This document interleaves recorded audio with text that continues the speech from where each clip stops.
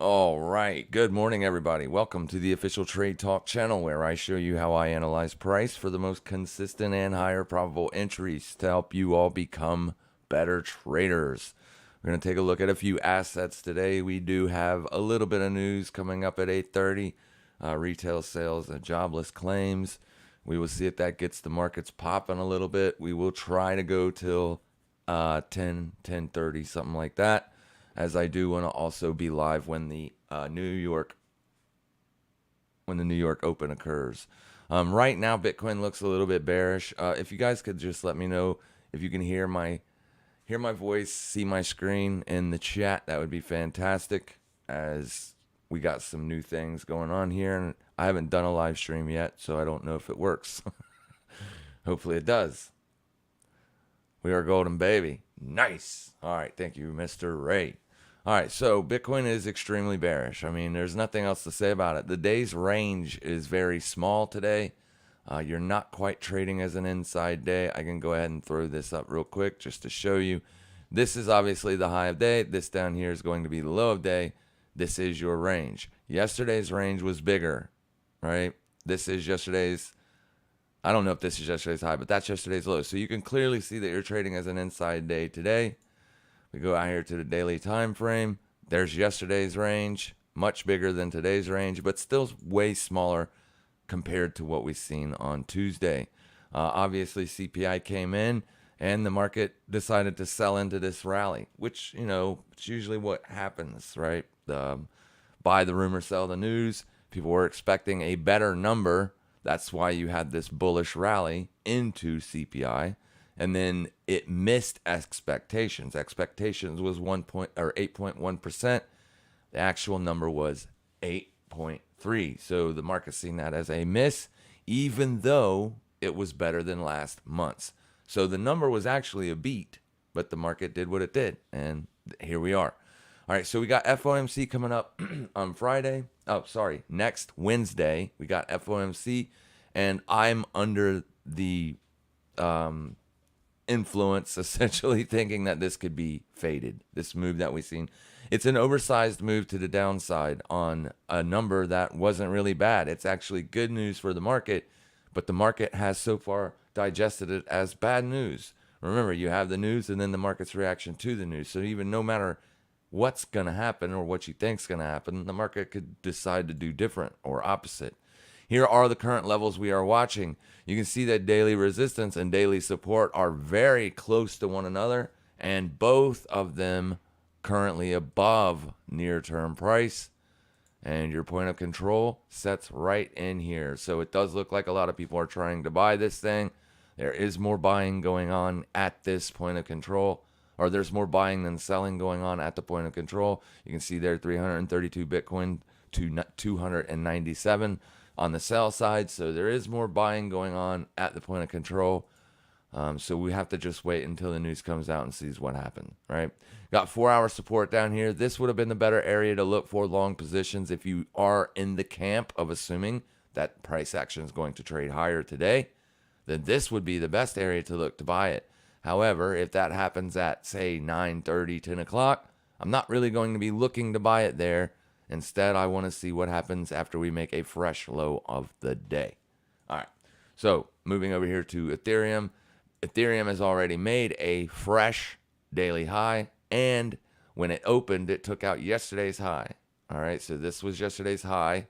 You opened, you took out yesterday's high, you traded down, then you made a bullish advance, making a fresh daily high. And as soon as you made the fresh daily high, the market rotates to the downside, and you have come back down and test the low of day. Low of day is there. You did not break it, but you did test it. So this is currently what you're working with on Ethereum. This does not look bullish. Remember, anytime you make a fresh daily high and then instantly or 3 hours later go down and test the low of day, it's typically not a bullish signal. It is typically a bearish signal. But you can see right now, intraday support setting at 1584.28. We had the merge last night.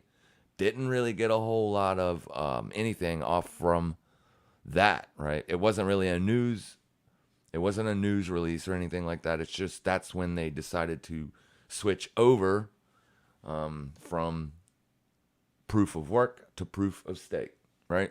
So we are currently testing the bottom end of the daily range on Ethereum. If this level holds on an hourly closing basis, it could be a decent spot to look for long scalps up to 1602. It's a very small trade. I don't know if you're going to see higher prices or not, right? If we go over here and look at all the other markets real quick, let's get rid of all those. All right, so dollar still trading at the highs, right? And SPX still trading at the lows since the news.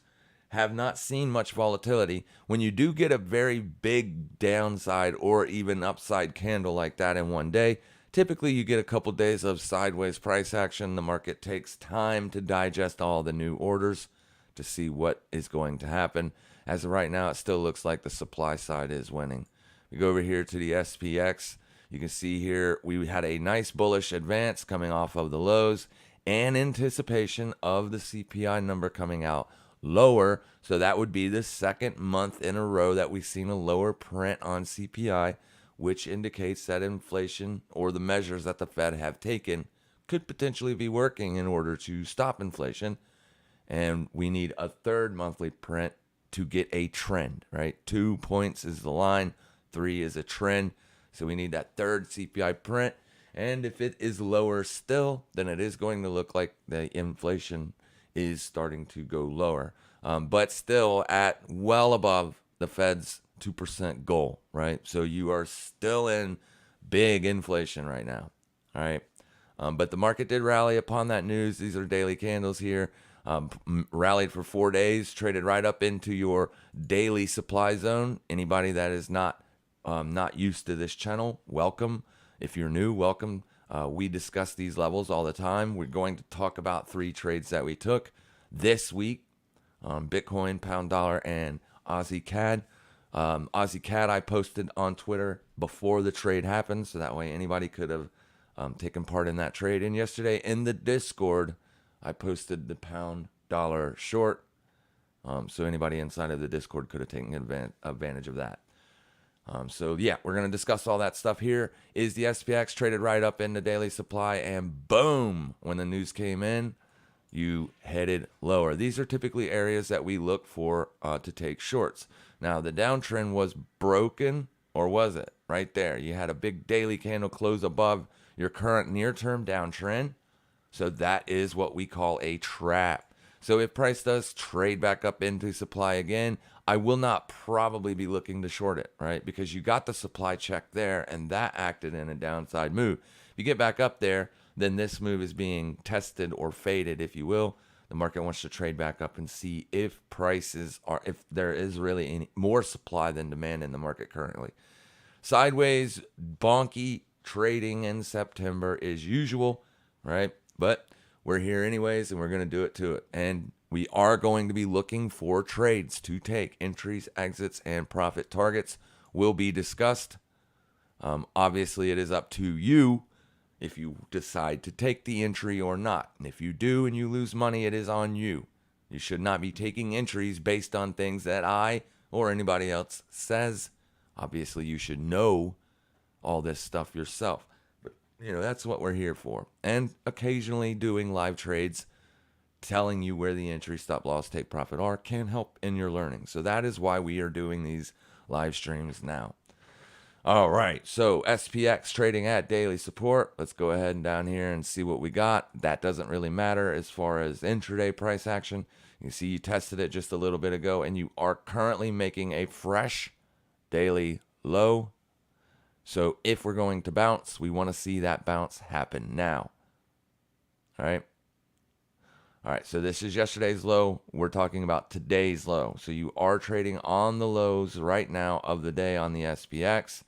And that is right there. So you have taken it, and you are getting that bounce. We'll leave daily support there, but let's just go ahead and show you what I'm talking about. Right here. Right there. Boom. And then this is just a slight bullish reaction on the very next 5-minute time frame. Nothing going on there. Nothing to worry about. In Bitcoin, I did want to look for longs today, simply because I think the move is going to be faded. However, what I think and what the market's telling me are two different things, right? The market is telling me that it's a bearish day. You're looking for sell-side trades, and the best place to do that would have been daily resistance. Had you taken that trade up in there, unfortunately, you've been sitting in it as it has been sideways for 4 hours. You have went nowhere. A lot of volume building up here. So as far as, with what we see currently, you're under the 21 on the daily, you're under the 50 on the daily. Those are both bearish signals for me. It was such a big move to the downside, though. You have to be aware that you could get a bullish bounce just based on that. But you're trading currently under daily support. Here's your daily low. So you're trading in the middle of the daily range on Bitcoin. It's not easy to trade that. So what we could do is we can watch Ethereum, because Ethereum is currently trading at the bottom of the daily range. And you currently have made a new low. Yes, you did. There's the low. There's the new low. So you just made a new low on Ethereum. That was the news. Oh, no, got 1 minute on the news. This is the area where you'd be looking to be a buyer, as long as you don't close under it. Your stop on that would be 1574 spot 71. Entry 1584 spot 28. Stop 1574 spot 71. Don't take the buy until the news. If you take the buy before the news, you could get a wick down, stop you out, and then you could see it trade away. But everything is bearish. This definitely looks bearish to me. So taking a long position is against the trend on the daily, against the trend intraday. Right? So it's less likely to work, in other words. But you're getting the chance for entry now. 1 minute to the news. Let me get over here to Ethereum on my Bitget charts. We use Bitget here. There is a link in the description if you want to use Bitget. They have the cheapest fees than any other exchange out there for crypto. We're going ahead and take this right here, see what it looks like. Going here, you got your news. Didn't really get a big candle off of it. Like I said, retail sells, not really the biggest market mover in the world. The only reason that we're even looking at this for potential bullish entries is based solely on the technicals, it being intraday support. That is it. This would be your stop loss down here, as it is a fresh low of day.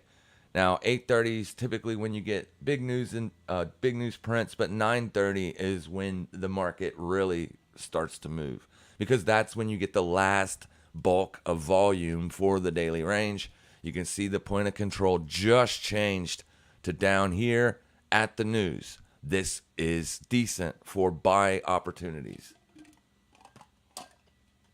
And that ding you heard was me getting filled on the position. So long Ethereum 1584 spot 28. I am filled just a little bit higher than that, obviously, because this candle didn't test it. And we'll currently watch this down here as our stop. Take profit. First take profit. Well, you don't have anything up here, right? That would be such a small scalp, but that could absolutely act as resistance. So we'd kind of want to see it get up around this area. This would be resistance. You can see that would be like 5-to-1 risk to reward if it does get back up there, right?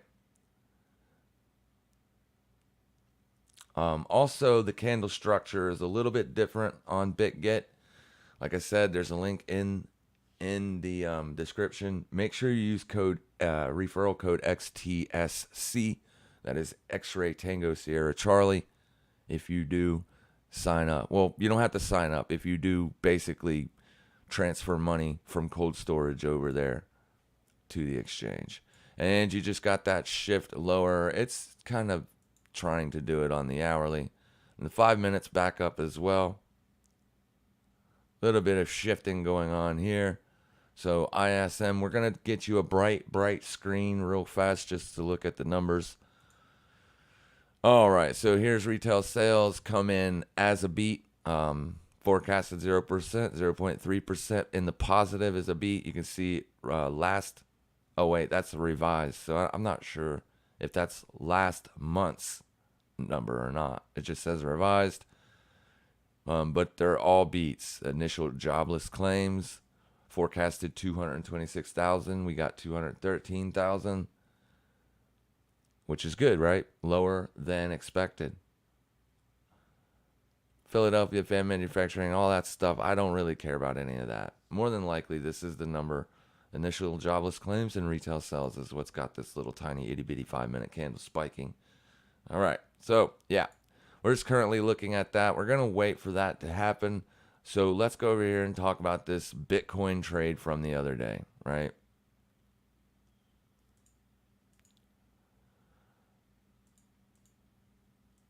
All right. So basically, we had a little bit of confluence over here to the sell side. We were looking for Bitcoin to pull back into support before we could take any long entries. So, basically looking for shorts in the pop higher was okay, right? We had the 618 retracement level right there, like that. If you take this line over here, which was kind of the trend, right? You can see that was an absolute flawless test of that right there as well. So there were plenty of things that gave you an opportunity to look for potential short entries. If you take the bottom edge of the main range, this was the breakdown. So if you're looking at this line or this trend line as support for the bear flag or whatnot, you have broken down, right? And this was the first time you come back in to retest that level and down. So what I'm going to do is, let me make sure I have a stop situated over here.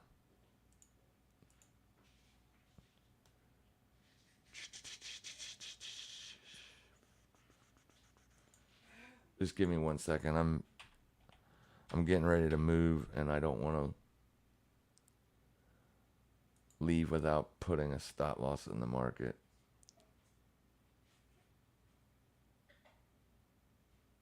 At the bottom of the day, right? The daily 15. At the bottom of the day, the low of day. Everything is still bearish, guys. So understand, getting long today on Ethereum or anything, you're getting long and you're already red on the day, all right? You've already made a fresh daily high and you got rejected. So it's more bearish than bullish. There just isn't a bearish trade to be had here. I don't ever sell the low of day, or I don't ever sell into support, right? So if I don't want to take the trade, then you sit on your hands, because taking the long is likely not to work. Please understand that. It's more probable that you're going to see continuation down. So only use what you can afford to risk, or only risk what you can afford to lose, is what I meant to say. All right, so we're going to pull this over here. This is Bitget's exchange. This is the platform. You can see here that I did take a short position on a very small amount of money on Bitcoin and the news, right? There's a reason why we did this. The main reason is typically in big news events, we look for the market to liquidate both sides of the range. So typically you see a spike to the upside, stopping out any early shorts, and then you'll see the move to the downside. Well, in this case, right, we got to move to the downside. The reason I wanted to go ahead and take the short entry, you can see that there's currently just $89 worth of profit on this open trade. It is because on the move down right here, I took profits, right? I scaled out of the position by 2/3. It was a $200 trade. It's up. The leverage is 50x. This is just throwaway money, essentially. That's all I was doing. Just playing around with it. Wanted to take it, right? So as soon as we had already liquidated the high of day, and the market was trading up here. So obviously there were two things that can happen. You could liquidate the last high of day and then go lower, or you're going to see bullish continuation. And I doubt you would have gotten a spike all the way down there and then seen bullish continuation. Usually when the price action is in the middle of the daily range right before the news, that's when there is no trade to be had, because it is 50-50 in either direction that it can go. But in this scenario, we had massive bearish divergence on the 4-hour time frame on Bitcoin, and you had already liquidated. Oh, give me 1 second.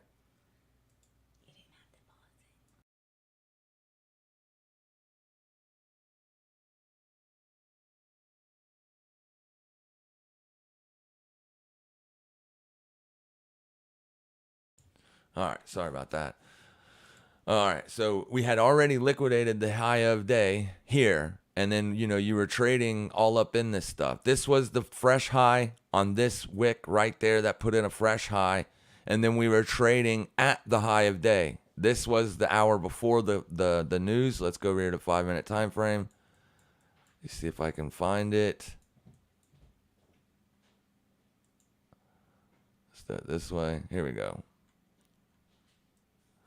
All right, so this is what I'm talking about. This was the high of day. You traded away from it. This was put in during the London session. So any short liquidations, any short trades that were taken the day previous are now stopped out. Then price action gets a bearish reaction. So this in itself will entice new shorts into the market if the price trades back to the upside. And it does.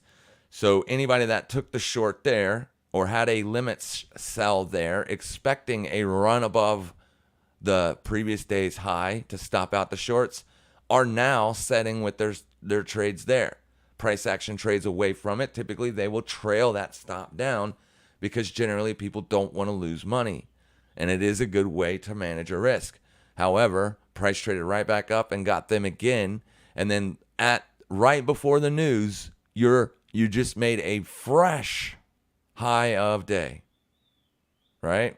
Before the news, fresh high of day. So to me, that was worth the risk. You've already liquidated the top side of the daily range. You've already taken out any early shorts. So now's the time to take the short entry. And you can see there, as soon as the news happened, got the stab up, ping, that was the entry, and down it went. And you liquidated the last 3 days of Bitcoin's lows, right? 1, 2, 3 days. All of those lows got stopped out. So anybody that got long in this day, or this day are now stopped out, unless obviously they just bought it there and they got their stop under this swing low down here. But that's more of a position style trade. It's not an intraday trade at all. It's not a swing trade either. There's no way I would have told anybody to get long in these 3 days unless you were just specifically looking for a run above the previous day's high, right? Because that's the way we trade here. We're always targeting old daily highs and old daily lows, meaning the previous day, not like 15 years ago, the previous day. We're looking for the market to trend. We are trend traders. And if you're trending to the upside, you can take positions close to the daily open and target the previous day's high, as that's basically what we're doing, right? So now the short trade was in. I will obviously leave that position on. There's no point in closing it simply because it's in profit, right? I don't have to do anything with that position. I can leave the rest on to do whatever it wants. So if Bitcoin wants to trade down at 13.5, I'll be situated nicely for that. If it wants to go higher, then I won't be situated nicely for that, right? So that's what we got going on there. The Aussie CAD trade that I posted on Twitter for everybody to look for and to take was this right here. We were watching daily res right over here. This was the daily resistance that we were watching. And on this day here, I posted on Twitter everybody that I was looking for along for my FX peeps. Let me go over here real quick. Pull them up for you. If you do want to follow me on Twitter, it's just at trade_talk_, no spaces. So right here for my FX peeps, this is where I'm looking for the short trade, daily resistance, and I will be watching daily closures around 0.89455. That is the level that I was indeed watching for the short. I posted it before the short happened. This happened on the news as well. A nice little run above this swing high, because you can see on this day you closed under. So this swing high was still on my mind.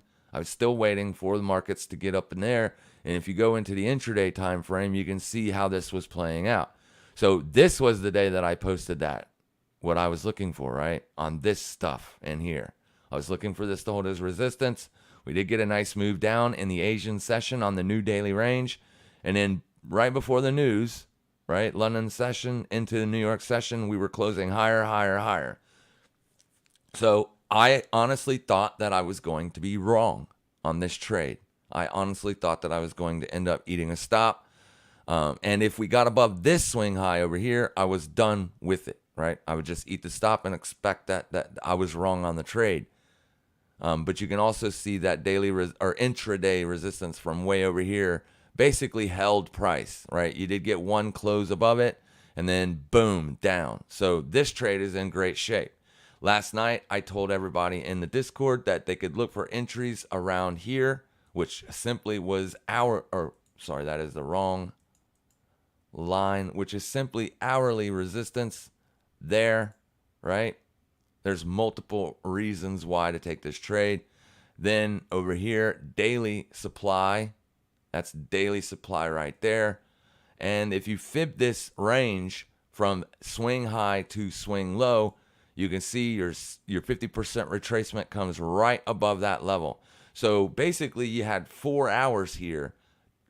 And if you trade overnight, I'm in bed at 9:30, 10 o'clock every evening. The new, London session for me is at 2 and 3 o'clock in the morning. So there's your 2 o'clock candle. There's your 3 o'clock candle. If you were trading during London this morning, you could have absolutely taken that short entry. That's where we were looking to take the short, and boom, down. You've done good today. Hopefully you've taken profits as you have made a fresh low of day. You need to have taken profits and move your stop to break even. And hopefully we get downside continuation. My longer term target on this trade is all the way down here, right? This is a longer term position trade. We took it based on the daily being in a downtrend. We broke down below support. I did put a video out before the trade happened explaining why I was looking for the short. If you want to go check that out, it is on the channel. It is the last video I uploaded, going in depth the reasons why I like this short and why I think it could get back down to there. Now, my trade has already been successful, so if it doesn't go down and it comes back and stops me out up here, I'm all right? I already took my money. It's already in my bank account. So now I'm just trying to capitalize on any more further downside continuation that I can get out of it, right? So we'll see if that happens. I was also looking to reload on the position if this happened at the New York session. So what I mean by that is right now is pretty much the New York session. I was hoping price action would still be trading at or around this level when the New York session come. But unfortunately, a lot of times you get the big moves in FX during the London session, as the London session usually puts in either the high or low of day. Yo, welcome back. Trade Talk. Thank you, Mr. Aaron. I am still low of breath. Basically, It's difficult to speak a whole lot. So we'll go as long as I can before I start getting dizzy. If I start getting dizzy, then we'll wrap it up. But yeah, let's go look at Ethereum because we are currently expecting that to bounce. And so far, hourly support is holding. So far, the trade looks okay. All right. Let's see here. We got Ethereum there, DXY there. Nice move lower on the DXY. That will absolutely help our Ethereum trade. That's for sure. We don't need Ethereum up there, I guess. SPX getting a nice bounce off of daily support, guys. Daily support. See? These levels work. You don't need a bunch of indicators and all these other things in order to take successful trades and to do it consistently. All you need to do is subscribe to this channel and listen to what I say. With the new microphone, it should be easier for you guys to listen to the channel.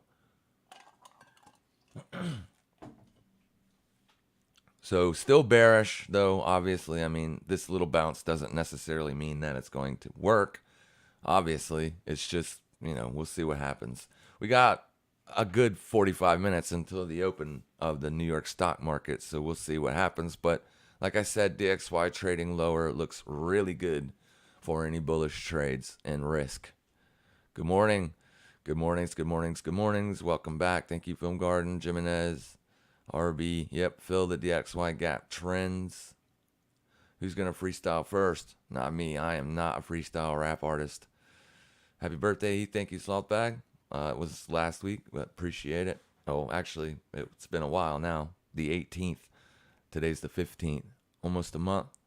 Breaking news. Chinese court rules Bitcoin and crypto trading legal, but not for payments. Everybody buying the dip, boys, but looks like it can go down some more.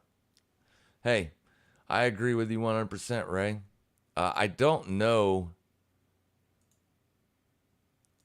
I mean, China has made Bitcoin legal and illegal probably 37 times in my lifetime.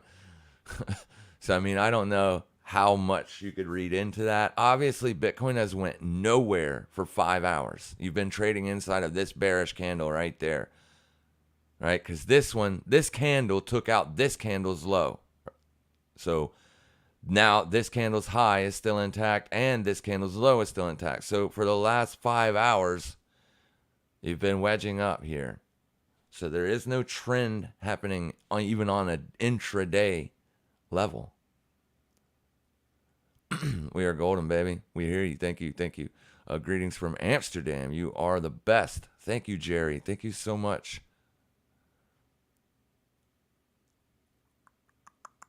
Good day. Welcome back. You guys sing. Thank you. Thank you. Probably won't see a lot of new action on Ethereum for a bit because a lot of exchanges have suspended transactions and trades while the merge occurs. Wow. Thank you for that, Mr. Rabid Peanut. That is good, good to know for sure. Good evening, everyone. Good evening, Bradley. Yo, yo, yo. Welcome back. Thank you, Aaron. Hi, Ed. Hi. What's up? London session giveaways. Just show up. Right. All right. There we go. Nice. So, yeah, we're just kind of waiting to see what happens here. I need my... What happened? Oh, I pulled it up over here. I'm going to put the brokerage back over there if you don't mind and get back over to the USDT or the USDT side. When I trade Bitcoin, most of the time for you guys, for you newer viewers, I use Bitget's Coin M futures. That is an inverse swap contract. What that does is it gives me the ability to transfer my Bitcoin that I own over to the exchange and then use that Bitcoin to then trade Bitcoin and either make more Bitcoin in the winning trades or lose Bitcoin if I lose trades. It's just another way to accumulate more Bitcoin. Obviously, when Bitcoin is trading at the lows, meaning around the 200 simple on the weekly or inside of the green zone on the MV/RVZ score metric, these are typically areas where you should accumulate Bitcoin. You should be a buyer down here. Now, I know you're going to hear a lot of YouTubers say things like, well, Bitcoin's never experienced inflation, so the 4-year cycle is broken. All right, fine. If you believe that, don't buy it. But I'm buying it, right? I don't want to be a buyer at the highs, where usually most people are buyers. You should be buyers at the lows. We have been looking for this green zone on this MVRVZ score since the beginning of 2022. We nailed the best short this year. We did here on this channel. People knew week in advance what I was looking for. I wanted to see a fresh 2022 yearly high. Then I executed a short entry, and my bear market target was $26,000. And we effing nailed it. And that was right here. Right here. So when we were doing this consolidation right here, people were thinking that this was the bear market low. That was in here. We said nope. We were looking for more downside based solely on the MVRVZ score. We knew that in order for a bear market low to be put in, price action would have to get down into this green zone, because this green zone is used. It's used to assess when Bitcoin is over or undervalued relative to its fair value. When market value is significantly higher than realized value, it has historically, now not everything works that happened in the past. We know that, right? But historically, probabilistically indicated a market top in the red zone, or the green being a market bottom. Technically, the MVZ score is defined as the ratio between the difference of market cap and realized cap. And that's how you get this orange oscillating plot, is by using market cap and realized cap. So Bitcoin is in a fair price or fair value region. This is why long term we are buyers now instead of sellers, right? We're professionals. We don't look to sell the lows. We look to buy the lows. Is it the lows? I don't know, but I'm treating it as it is, and I have been since we got down here. Now, obviously, we haven't went anywhere from the lows. Ethereum did. Ethereum went up 140% from the lows, but Bitcoin only made it up to 40% above the lows, and we're still trading inside of this range. We're still in here. So, yeah, I'm treating this as the bear market low. Do I know if it's the bear market low? No, I don't know. Nobody knows. Nobody can see into the future. Nobody knows what price is going to do. But knowing what I know, as far as I typically want to be a buyer of Bitcoin or the S&P 500 or any big stock when they're at the 200 simple on the weekly. It has historically been a damn fine spot to be a buyer. All right. Oh, wait, that wasn't it. This is. Now, the reason this is jagged is because this is plotted to the weekly time frame. If I just pull up a standard 200, it's going to be a day because I'm on the daily time frame. But this is your 200 weekly. That's the simple moving average. And if you can go back and look at the BLX index if you wish on the weekly time frame here. You can see that in its entire history, being at or under the 200 simple have been really good places to be a buyer. Okay? Not a seller, a buyer. Is it possible that we make another bear market push and we get down to 13.5, 13.8? Yeah, it is possible. And 13.8 is basically where I will load the boat, right? I've already started to accumulate Bitcoin in these regions, but I will also be a buyer at 13.8 and 9 and 8 and 5 and 2 and 3. Wherever Bitcoin goes from here lower, I will be a buyer, because I pretty much have it in my mind that in 5 to 10 years, 15 years even, Bitcoin is going to be trading well above the prices it is at right now. Well above it. Then 15 years from today, it is possible to see price targets as high as $1 million, in my opinion, right, on Bitcoin. So accumulating a couple hundred Bitcoins or a couple thousand Bitcoins under $20,000 or under $25,000 even, in my opinion, is a good risk to reward over time. I'm thinking about the long game. But I am a day trader by trade, right? I day trade these markets every day. That's how I make my living. That's how I make my money. So, you know, I am a day trader and a long-term investor. And I think Bitcoin will be trading for much more money later on down the road. However, today, on the other hand, it definitely looks to me like it wants to break down. All right, so barring intraday daily support and daily resistance, I'm going to get rid of those two levels because I want to show you why I'm more bearish today on Bitcoin than bullish. Intraday, right? Just intraday.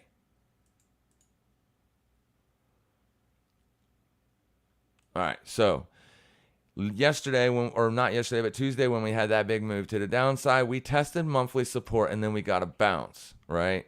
And then if you watch the resistances that are formed inside of the daily range, you can clearly see that this was resistance at the time, and this was support at the time, right? So this was your range.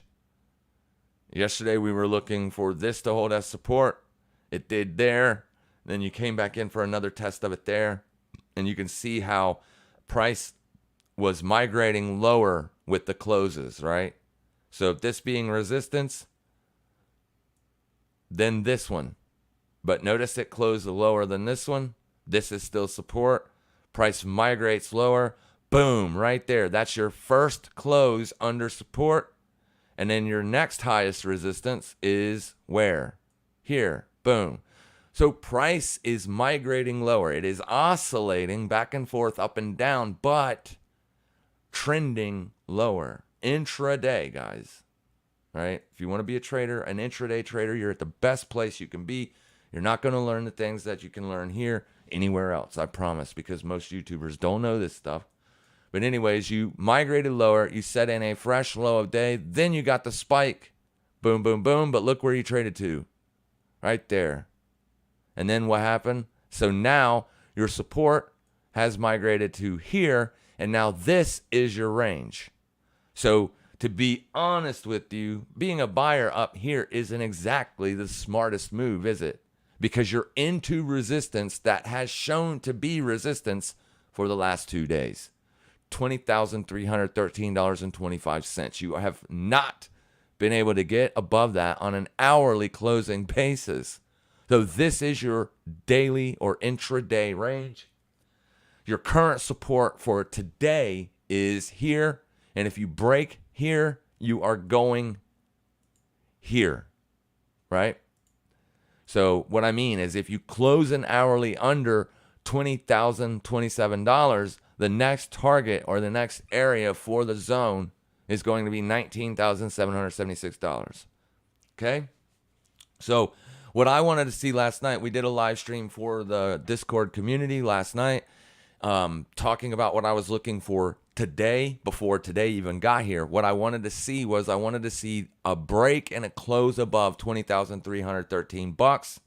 And then if that occurred, what I was going to be looking for was going to be a test of support. So I wanted to see an hourly close above this white line. Then I would have been looking to buy daily support. So something like this right here. All right, give me a second. I got to take my meds.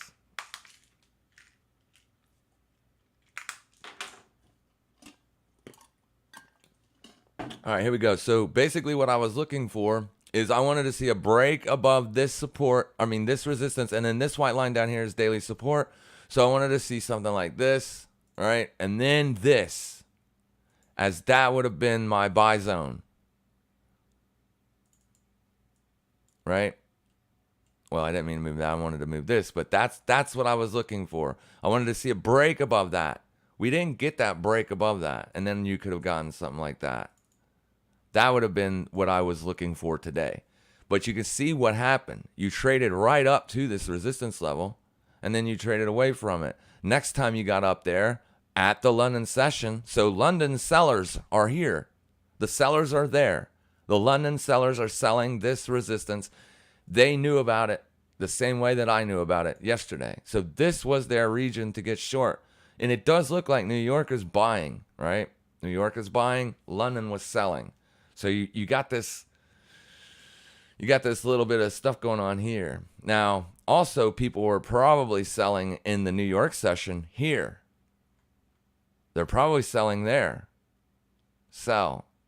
And you haven't been able to get back up there and test that either. So, I mean, you can clearly see the market's droopy, right? It's very droopy. And this was the first resistance or support level that we were watching on Bitcoin. But this is the ultimate place. This would have been like, this is where I'd wanted to seen it. But unfortunately, getting all the way down there is going to make you look like this on the daily. If this is all bearish all the way down there, it doesn't look like a buying opportunity, does it? No, you're right. It doesn't. It isn't. It isn't. The price needs to hold here. And in the next area, you're currently holding at support. So people are selling support. I mean, we can clearly see that. Your point of control is right under daily support. People are selling. Lots of volume being thrown down in this area. Lots of choppy price action, guys. Be very careful trading intraday chop. We're trend traders. If you are a chop trader or a tick trader or, a range trader, your entries are simple, right? Your entries are simple. There. You don't do anything in the middle of this. You either sell there or buy here, but you do not do shit in the middle. There's nothing to do. Currently, since your resistance levels are migrating lower, one could even argue that a short position could be taken here at $20,154. And the target would be here, $20,027, right? But this trade had to be taken in with the last 2 hours. Right now, you haven't even gotten there. It does look bearish to me. It does look droopy. So if you're a seller at the lows, or a day trader, obviously you can day trade Bitcoin and still have a longer term bias. I have a longer term bullish bias, but I can be bearish intraday. Tomorrow, the next day, the day after, right? But it definitely looks droopy, like it's migrating to wanting to go lower. Good morning, all. Good to be back on. Thank you, Emil. Good to be here live. Yes, we are live. Thank you. Thanks for the live streams, bro. You're welcome. Good to see you're alive and kicking so far. Appreciate your input because it's confusing times. Exactly. I understand that. Good morning. Welcome back. Thoughts on SPX? Yeah. Can you please post the link for Glassnode? Can I post a link for Glassnode? Yeah, you can't have, I don't have an affiliate link for Glassnode. The only affiliate link that I have is for Bitget. So glassnode.com, studio.glassnode.com. That'll get you there to Glassnode. Studio.glassnode.com. I'm not an affiliate. I reached out to them and said that I would be an affiliate if they wanted to pay me. Obviously, I have a small channel, right? I don't get a lot of views. So to people like that, they just ignored me. They never responded. Plus, I'm a buyer, right? I also own it. And I speak on them all the time. Almost every single time I do a live stream or a video, I mention or bring up Glassnode simply because it has a lot of good data, right? I look at most stuff like open interest, put to call ratio, short liquidations, long liquidations, stuff like that, because it's for my strategy. It's how I built the strategy. I don't really give any care about on-chain info.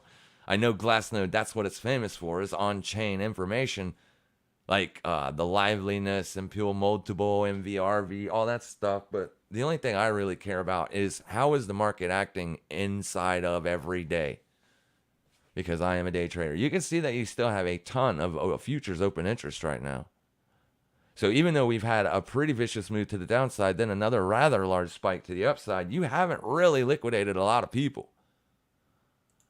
You still have a ton of open interest inside of this thing.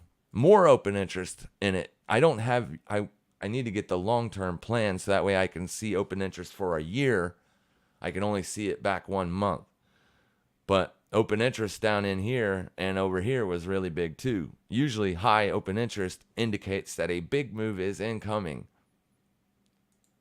And then you can use the put to call ratio to determine what are people doing? What are people thinking? Are they buying? Are they selling?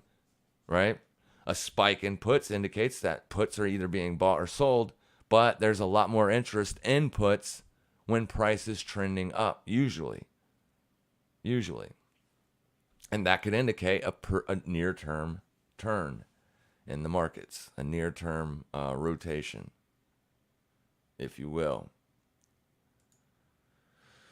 All right, so Ethereum's still holding intraday support.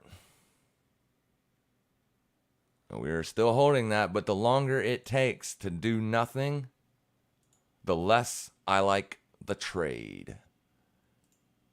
All right, this is our bullish entry, 1584.78. Stop below the low of day, which is 1574.71. I want to see this thing start to trend away from the open.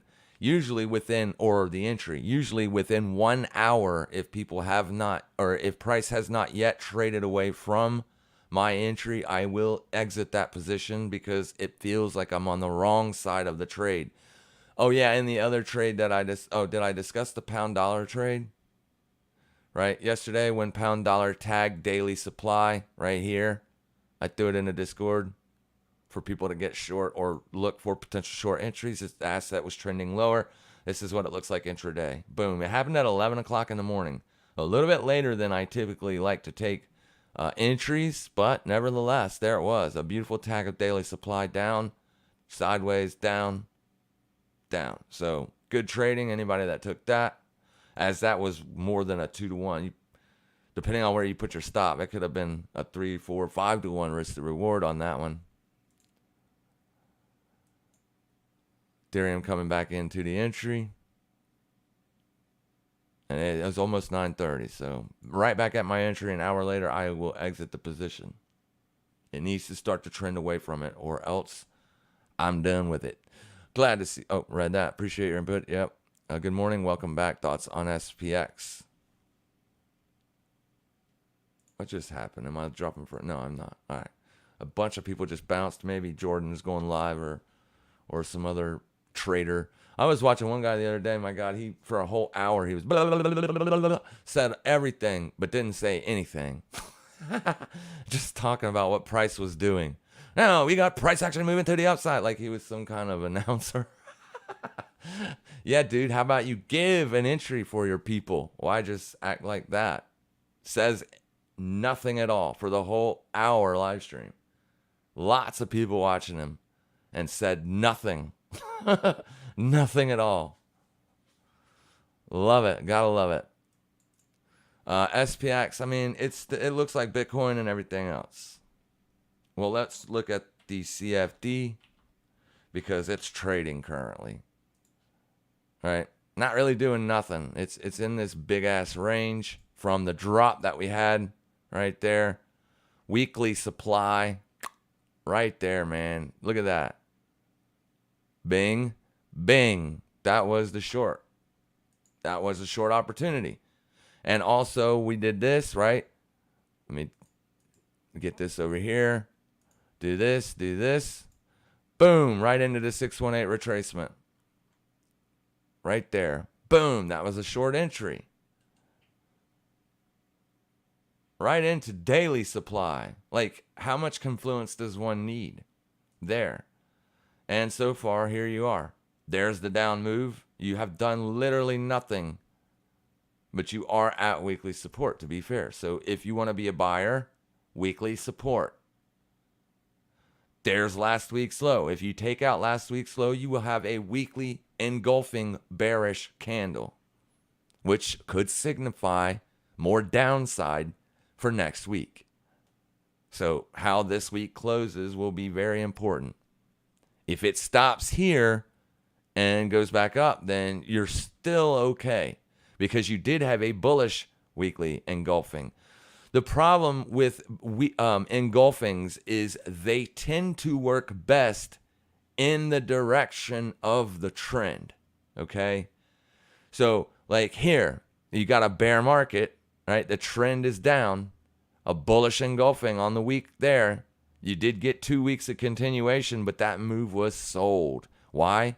because the engulfing happened in a downtrend. So looking for engulfings is better on the direction of the trend. So what I mean by that is, yeah, bearish engulfing in a downtrend is going to be a better signal than a bullish engulfing in a downtrend.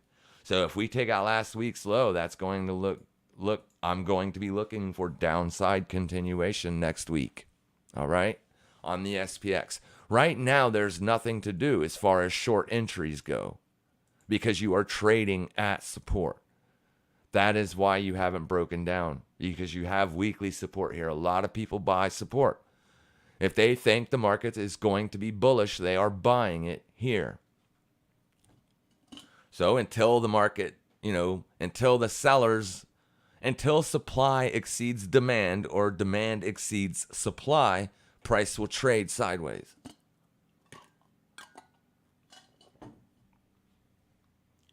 So right now you have equilibrium between the buyers and sellers. Once that equilibrium goes away, or the more aggressive party steps up, this is going to be sideways. But I mean, the only opportunity on it is to be a buyer, and I don't like buying it. Not after what we've seen Tuesday. Yesterday was a normal for it to be sideways like this, but today also, I don't know. There's just no volume in the markets. You have thin liquidity, and that's why probably we had such a massive move, was the thin liquidity. But since it's still here, I mean, you could take your chances on buying 39.31. Let's see what that looks like on the SPY. And after this, I will go grab my laptop, get it loaded up so I can look at call options and put options on certain assets. So this is what it looks like intraday on the SPY. I mean, it looks really bad. It looks exactly like the SPX. Traded straight up, big, huge gap to the downside. Boom, and here you are trading at the low. Daily support is here. Daily support, daily support. Intraday, you're trading just above it. So if I was going to buy it, I'd probably want to buy it there at 390.81. I would rather buy the 390 call. Obviously, if you wait for price to get down there, the premium will be less expensive.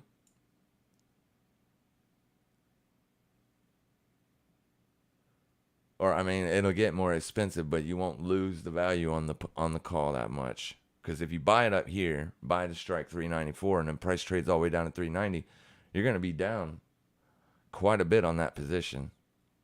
So I would need price to trade to there.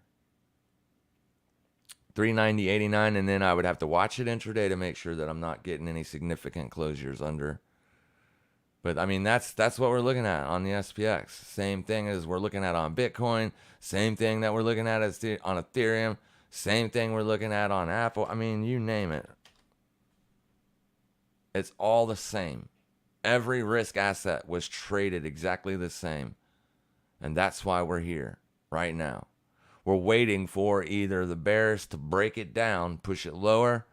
That way we can get maybe potential bearish engulfing weeklies printed. Then we can look for entries next week. Now, Bitcoin, in order to print up bearish engulfing, would have to come all the way down to there, and I just don't see that happening. But Bitcoin is also struggling at last week's open. Right there. It's just nothing going on. It's just absolutely sideways and disgusting.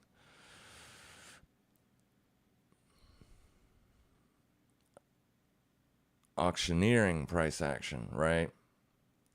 Great to hear that you're well. Your view on WTI, and the CFD, please. Yeah, let's go look at oil. It did look like it was going to break down, but it has since rebounded. We were looking at that short. The short actually worked out. We were talking about shorting oil here.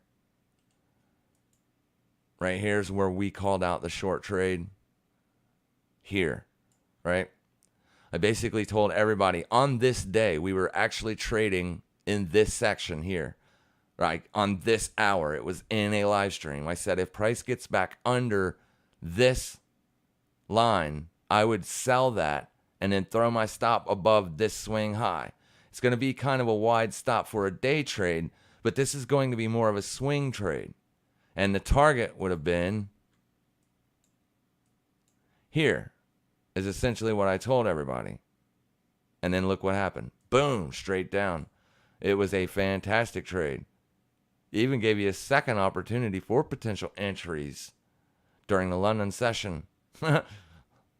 London session made the high of day right there and then straight down. Boom. New York, down.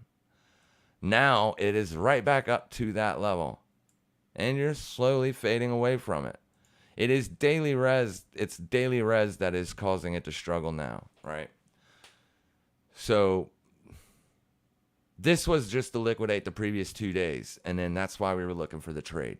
As of right now, you're trading inside of yesterday's range. So see where it closes today in regards to 87.61.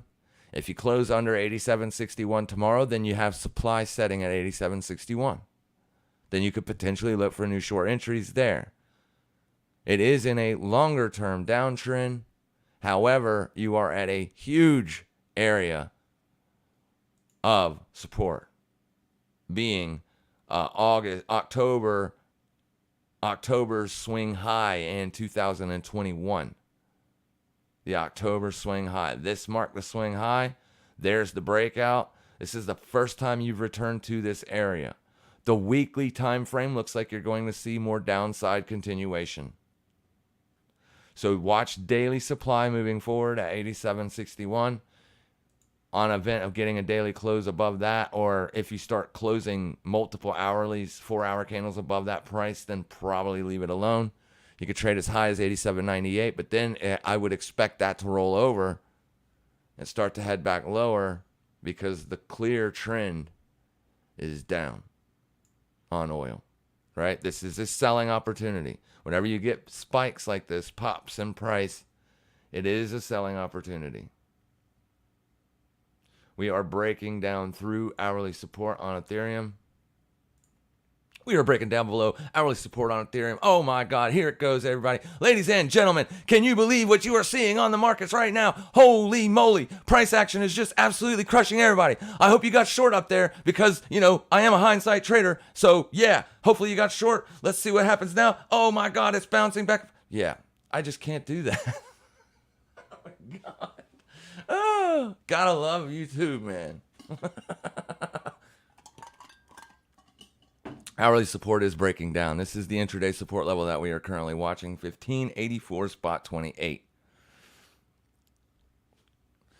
Euro yen short, says John. Yawn. Let's go look, Mr.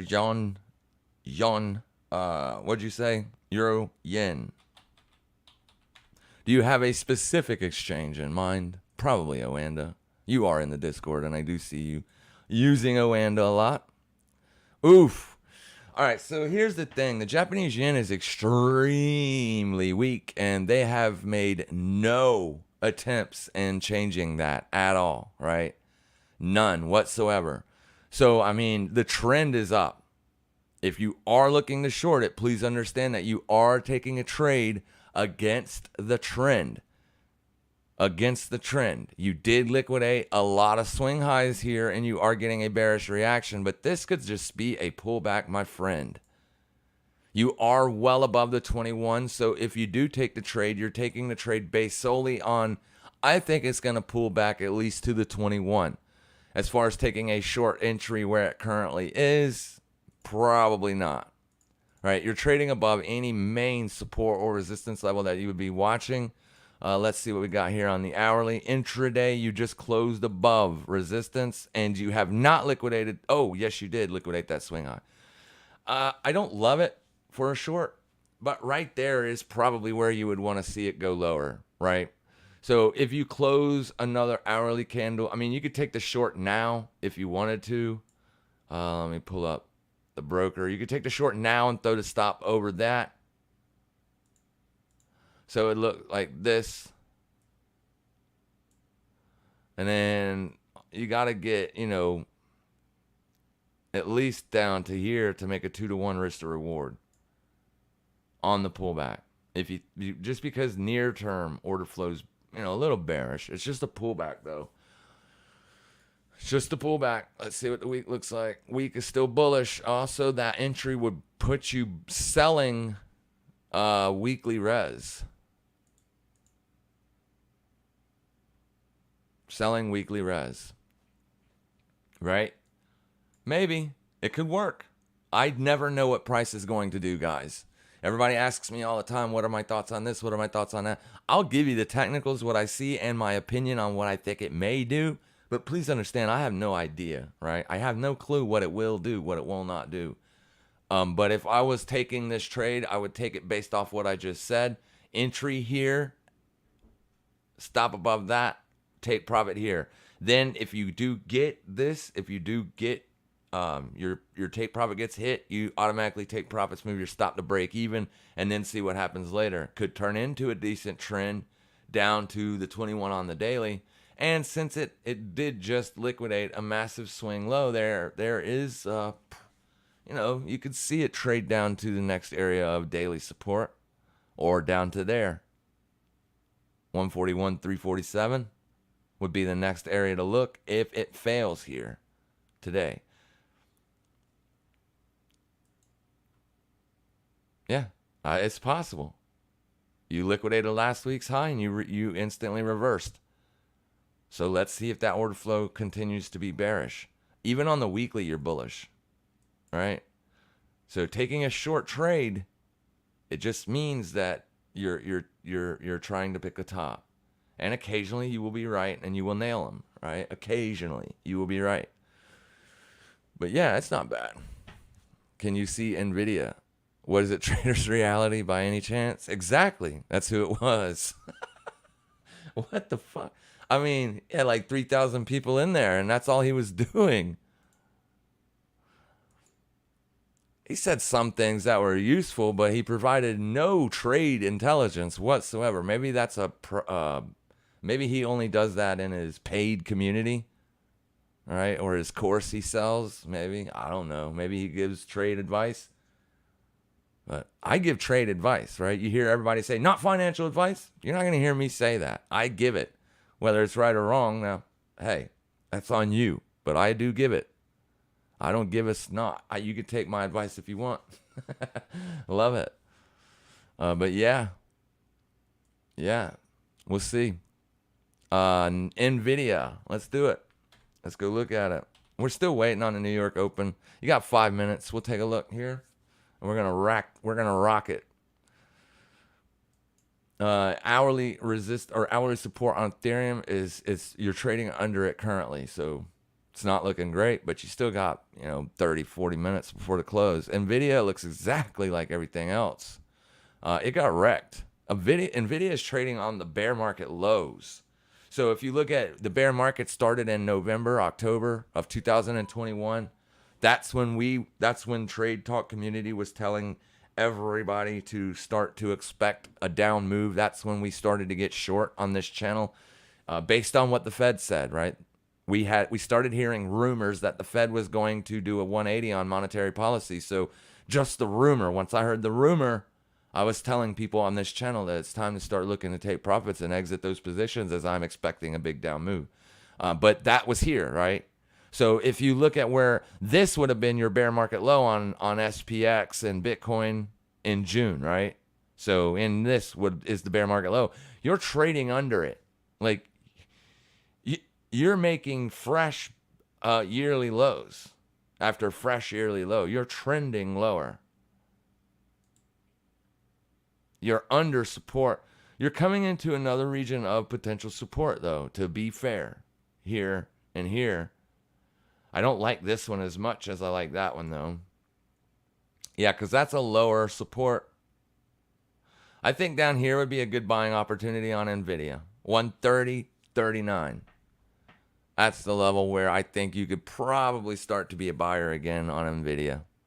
I mean, you can see here, this is a clear and obvious support level. And it's objective, too, because it is a weekly bearish close. You have an objective. Oh, sorry, 121.67. Pre-market, it's trading at 130.39. 121 spot 67 is a decent spot to look for bullish entries on Nvidia. if and only if risk finds some lows. Because if you're still trending to the downside on SPX, like if this was just a bear market rally, which it is possible that it was, and you start to see downside continuation, you're going to see new lows. You're going to see fresh 2022 lows on SPY and Bitcoin. And if that occurs, then Nvidia is probably going to see more downside as well. Nvidia is a high beta asset. It is risk. It is tech. So it will get slaughtered if the S&P 500 keeps trending lower. Master, can you analyze USD CLP? Yeah, sure. Let's go look at it. I do not trade this asset at all.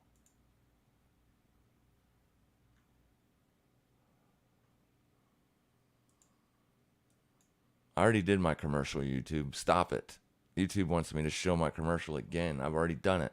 All right, so it's bullish. I mean, I'm just looking at the weekly here. This thing looks bad, almost like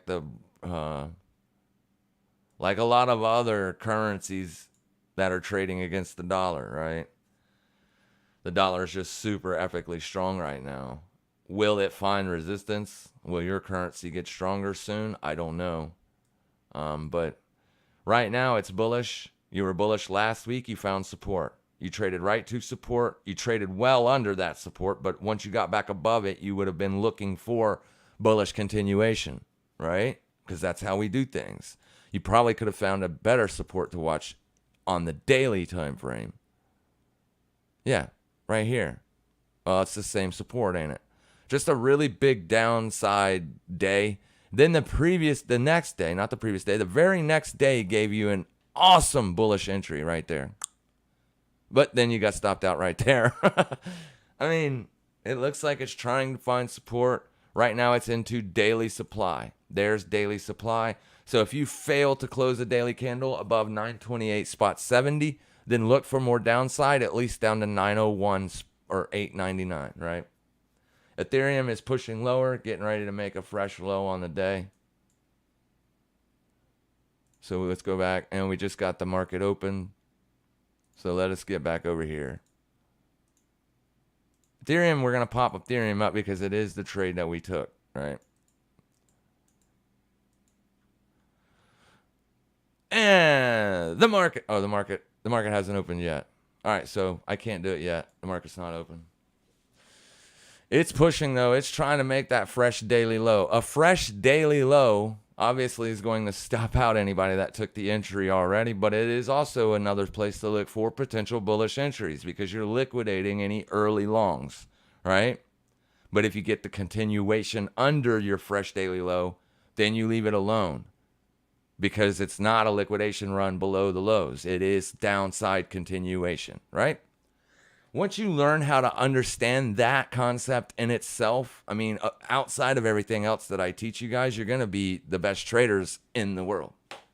It's as simple as that. Once you understand that concept, making fresh daily highs or fresh daily lows can sometimes be the liquidation event. If it is, you can capitalize by taking the trade in the opposite direction or also fading the move. Or if it is continuation because of the overall trend, then, you're going to find yourself eating stop. But we eat stops, right? I've gotten several profitable trades this week. Aussie CAD, profitable. Pound dollar, profitable. I took a very profitable Bitcoin trade as well once I got back out of the hospital. This week I'm in great shape. The Ethereum stop I just ate. Well, hey, I'm 3 for 1. 3 for 1. That's not bad. Definitely profitable. Let me go get another bottle of water. The market is open. You're seeing a little bit of increase in volume here.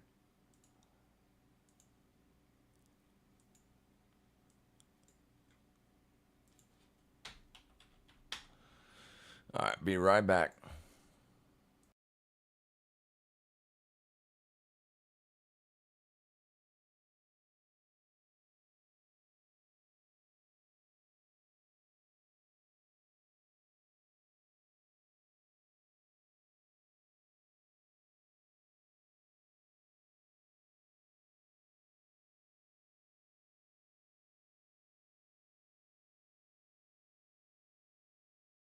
We provide actionable intel over here, ladies and gentlemen. Actionable intelligence over here.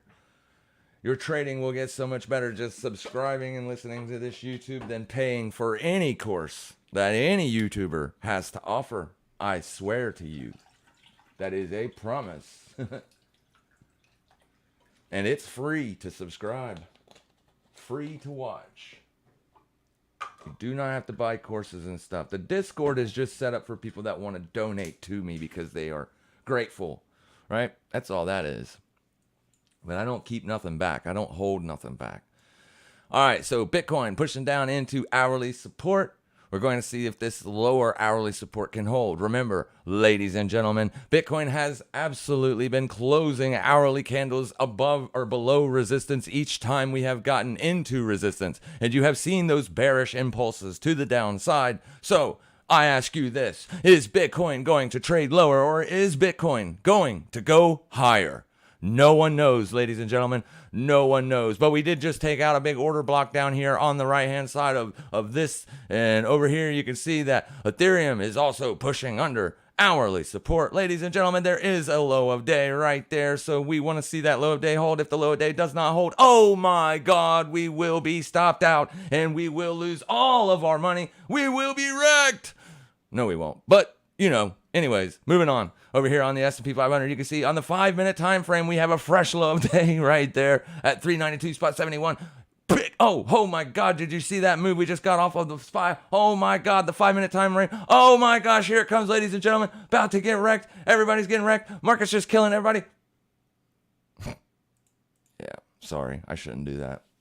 All right, but anyways, no, for real. We're watching the fresh daily low test on Ethereum. We want to see if we do get a bullish bounce from there. Obviously, like I said, anybody that did get the long or take the long here at hourly support, you are going to be stopped out. So you might close the trade, you might not. It's your call. It's not my call. I will guide your hand, but ultimately it will be you making the decisions. Please keep that in mind. It is your money that you are risking.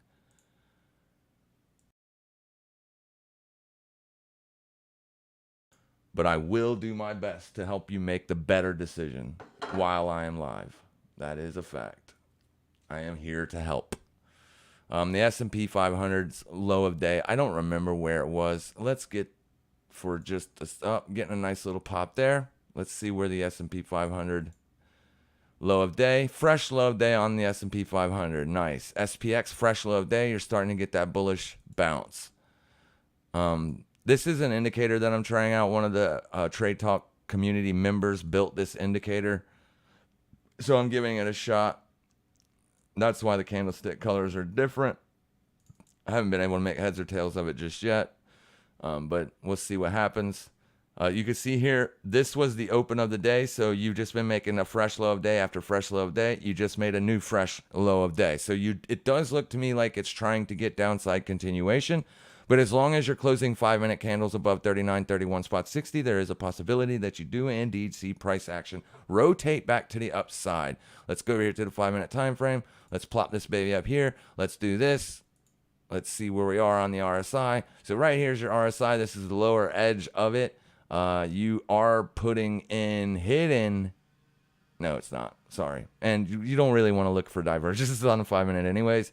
Basically, what I look for is for it to get oversold, right? Because then I want to see how it reacts. You're not oversold. This was oversold. You're getting bearish continuation. The day looks like it wants to head lower to me on everything across the board. Risk, Bitcoin, Ethereum, everything looks like it wants to trade lower.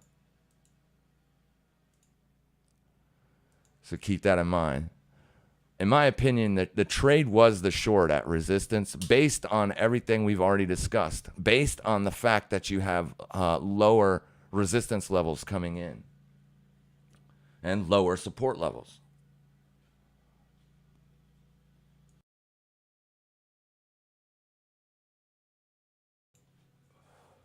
This new microphone should cut down on a lot of the mowers and all the stuff that you used to hear when you would enjoy one of these streams or endure one of these streams. You'd hear lawn mowers and everything else.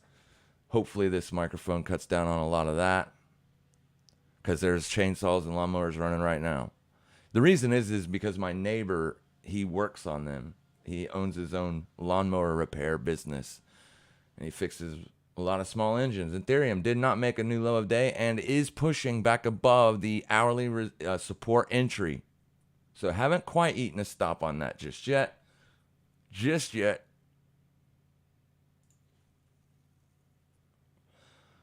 So that trade may still work out, ladies and gentlemen. Yeah. I mean, I'm not trying to make fun of him or anything. I mean, I respect the guy. You know what I mean? I respect his grift, if you will. I respect everybody's grift. But I mean, yeah, you got me to help, right? You can have all your other YouTubers that you like. Just come to me when you want to learn how to trade for free. Because you don't have to pay for it, man. I didn't pay for my knowledge. I learned it. You can learn it too. It just takes time. I understand. So yeah, Ethereum pushing into the area. This is going to be stop out. That's what the bottom white line, 1574.71. S&P 500 struggling at the old low of day.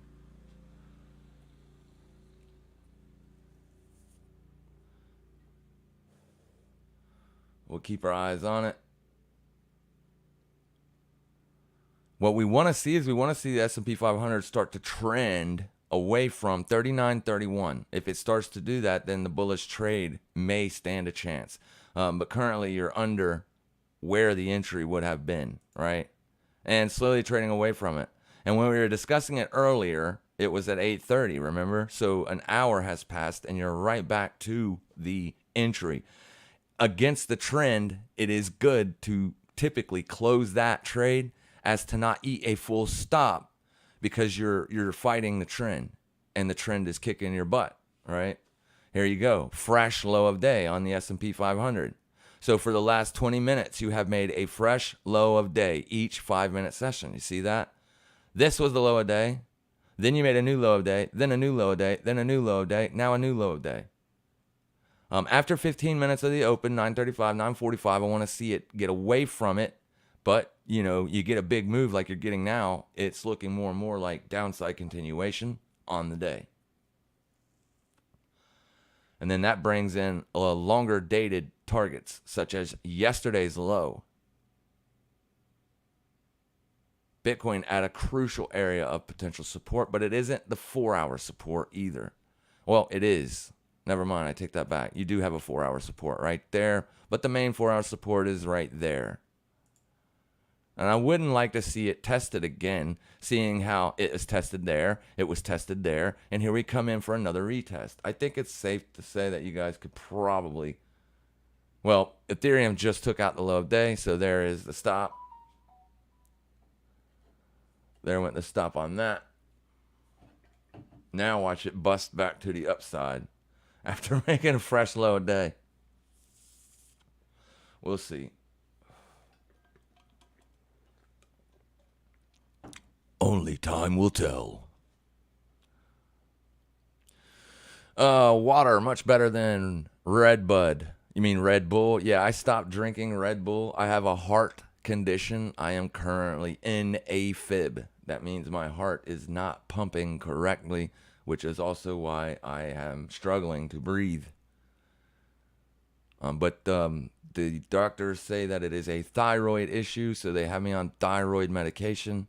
Once the thyroid gets under control, the heart should get better. And that's all we can hope for, right?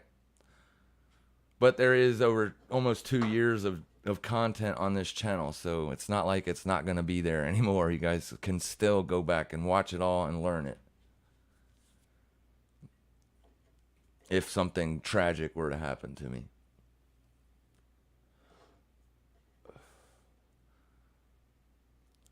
All right.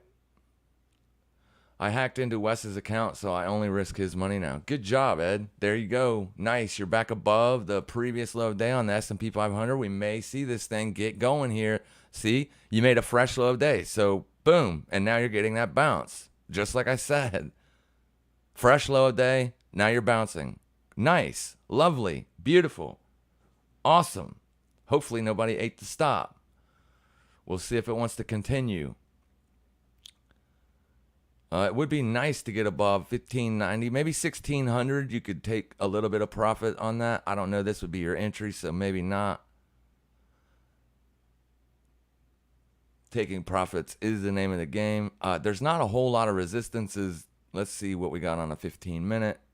You got a 15-minute resistance at 1609. You could potentially take profits there, move the stop to break even, or set the stop to break even. Just trying to squeak out any bit of profitable edge that you can. You can make a life in just making 3-4 ticks in your direction. Not on any crypto exchange, unfortunately, because the fees are too much. But if you're using very light leverage, you can absolutely make money just trading ticks. But you got to be very good at managing risk. Meaning you got to take those profits always. You can't get greedy and expect more. So 4 hours not going to close for another 2 hours on Bitcoin. And this is currently the support. Nice little stab to the upside on the S&P 500. Ethereum getting that pop up above intraday support. That's what we want it to do, obviously. We don't want to see it fail here and then start to slowly roll back over. You'll live long, buddy, with your good heart in teaching real price action. Maybe. I hope so. Don't say that, Heath. Don't say what? It's the truth. I'm on medication. I'm pretty much done with the bad habits. I haven't drank since I've gotten back from the hospital. None of that stuff. So we'll see how it goes. The smoking is the next thing to quit. Obviously, smoking is terrible for your health, especially your heart. So we got everything pulled up here. I got Ethereum up here on the 5-minute. So what I'm going to do is pull up dollar over here. I just want to get an idea of what it's doing. It should be coming off.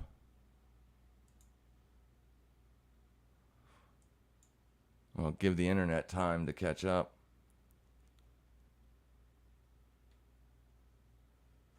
Kick this fan on. All right. Oh, would you take a quick look at SMR? Yeah, I'm waiting on my internet to catch up. It's lagged up real quick. Let me see if I can get this other one to pull up.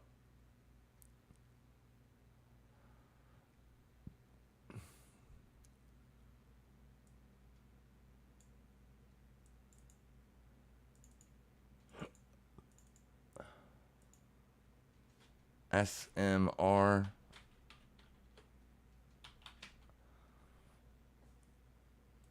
All right, so here's SMR.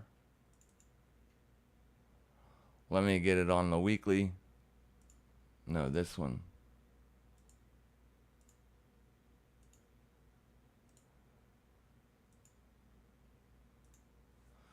What is it? I don't know what it is, but man, it had a big spike couple weeks ago.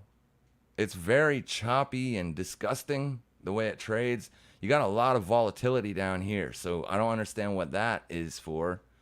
Big nice move to the upside.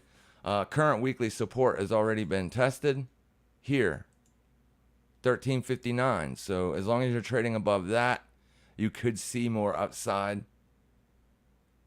You do have a supply or potential demand setting at 1376. So maybe wait for 1376 for any bullish entries. Potentially, right? Potential bullish entries. Because you don't want to just take it instantly there. You definitely want to watch it intraday and make sure that it is holding. Kind of like what we're doing right now with Ethereum. We're watching it intraday just to see if it is indeed holding. Currently, it is not. See that? You're not holding. This is what we said we did not want to see. We did not want to see it stall out right here and slowly start to roll back over. DXY still hasn't pulled up on this one.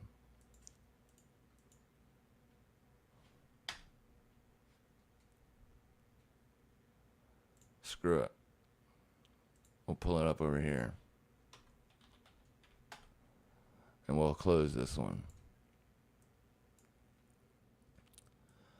Here's the dollar. Currently testing the open of the day. The dollar is testing the open of the day. You did close an hourly below it, but you're right back above it. So this is nice, and it would be nice. So what we need to see now is we need to see an hourly close not be able to get above 109.71. Any hourly closes above 109.71 could be an indicator that you're going to see higher prices on a dollar. As long as this stays intact, then since you've just broken down, we want to see that continue, right, to the downside. But you're pretty much into potential support intraday there. Weekly resistance is here, right? So that's what you're struggling with, weekly resistance. So we don't want to see a close above that. As long as no close happens above that, you could potentially see more downside on the DXY. And downside on the DXY is what we need in order for Ethereum and the S&P 500 and Bitcoin to bounce, baby, bounce.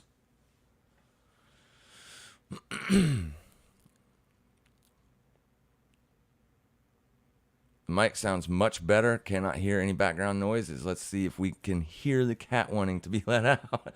He hasn't showed up yet. I'll let you know when he does. Yes, the mic is much better. I went top of the line. Top of the line. Lots of money it costed for this microphone. And the bad part about it is I had to buy 2 other pieces of equipment just to get it to hook to the computer. So yeah, I love it. I'm glad it's here. It got here pretty quickly. Actually, it only took 2 days. But yeah, we'll see how it helps with Mr. Pepe. See how Ethereum is struggling to get back above that hourly resistance, but it's okay. It just needs to get above it. S&P 500 is looking good. Trading well above the previous day's low. DXY coming off. This is what we want to see. This would essentially be the short entry on dollar. If you were looking for downside, this would be your target, right? From here to here. So day trading isn't about making tons of money on big, huge moves. Day trading is about consistently making money with your edge. That is it. If you can take 2 to 3 or, 2 to 3 trades per week inside of a day range, only making 1 to 2% on each trade, you're going to be rich. You're going to be very well off. If you can do that consistently, week in and week out, your account is going to grow, baby. And you can do that with very good risk management and looking for the higher probabilistic entries. Look at SPX go. Yeah, baby. Ethereum is above the area we want to see it above. Now we want to see that thing continue to rise. And Bitcoin, in my opinion, needs to break out above that. Then you could probably see that move back up to and around 20,800. But you still got a ways to go on the S&P. You can see all this resistance up here. But technically, you just traded into a supply zone on the S&P.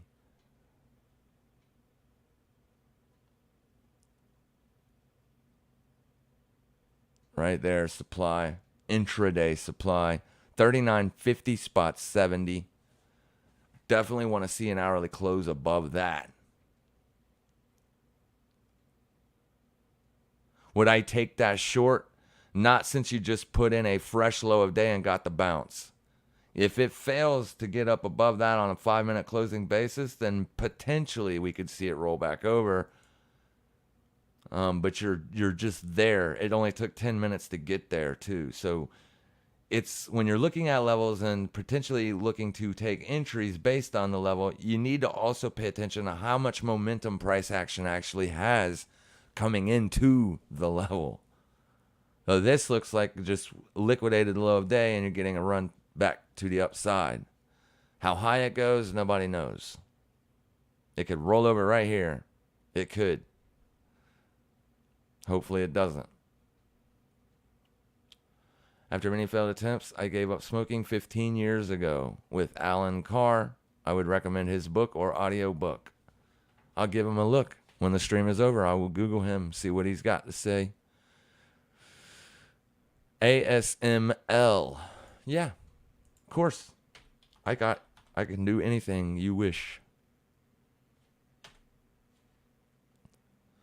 Let's put it on the big screen and see what we got.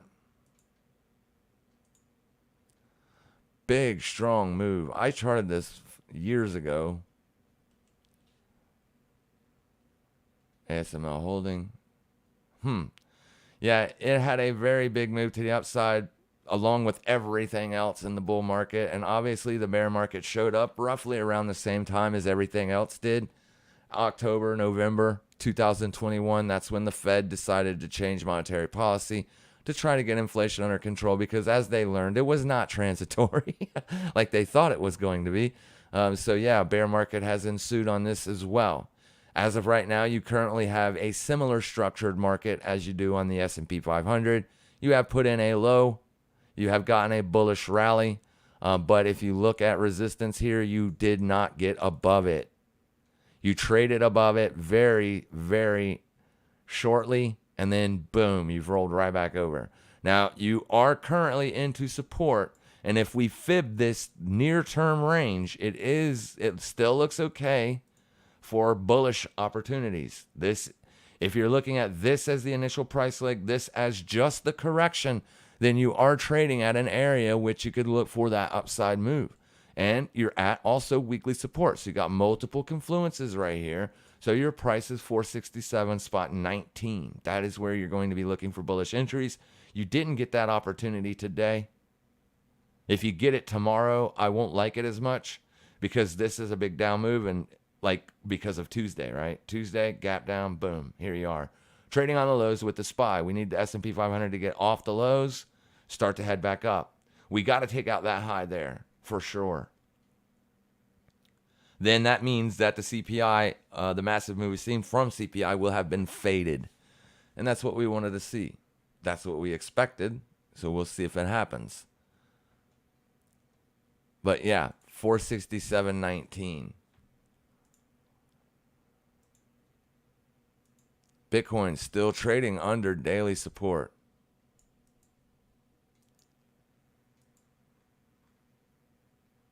Looks good though.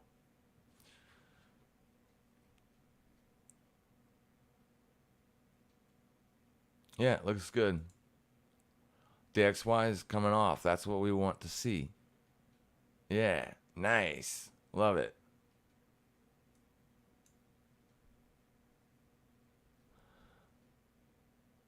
Thanks, dude. You're welcome, Andy. Hi there. Can you have a look? Oh, I just did that. Yep.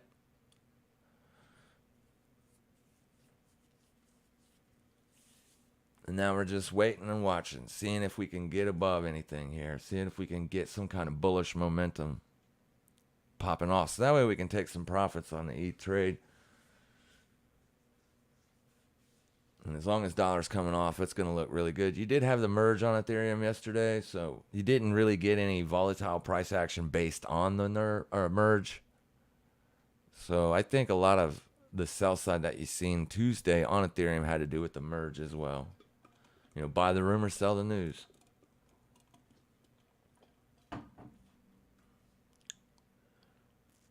Looking for entries for a long-term hold. Yeah, then just watch that price, Mr. Pedro. Daily closes under it's going to make it look a lot less attractive.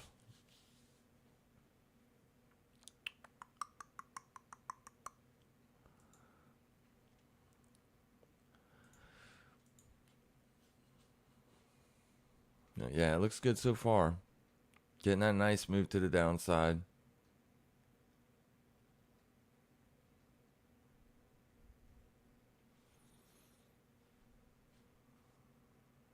What fib level, says Wes at Ed, inverse Wes account ETF?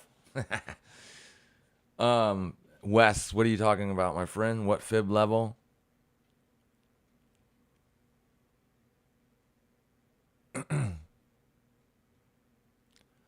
Nvidia, move from GPU, CPU mining, ETH, maybe more losses in the market share.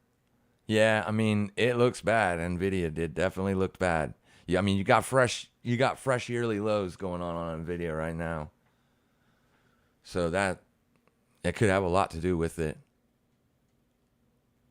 XRP, Mr. Jordan, I don't trade XRP. I can because the exchange that I trade on, Bitget, does allow you to. We can go look at it.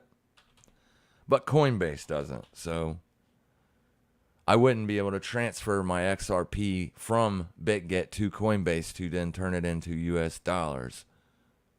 So we'll go look at it for you. I mean, it's going to look similar to Bitcoin. Actually looks worse. XRP looks bad. That's your low of day. You just got under it, but notice how like no supports have held.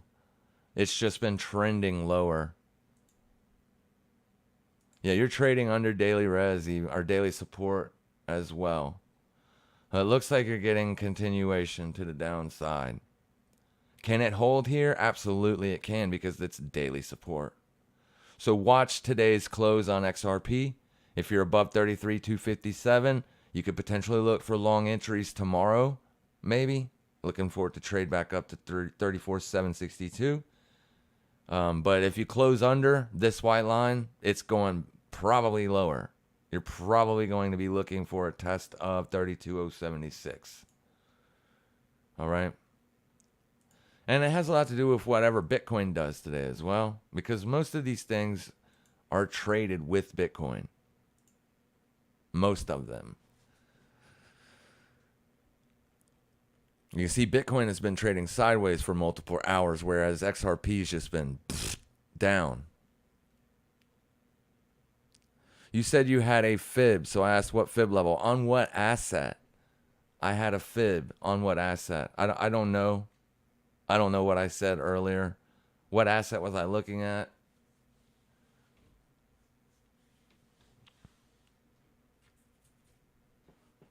On the S&P maybe? Your heart? Oh. I got you. I got you. I get you.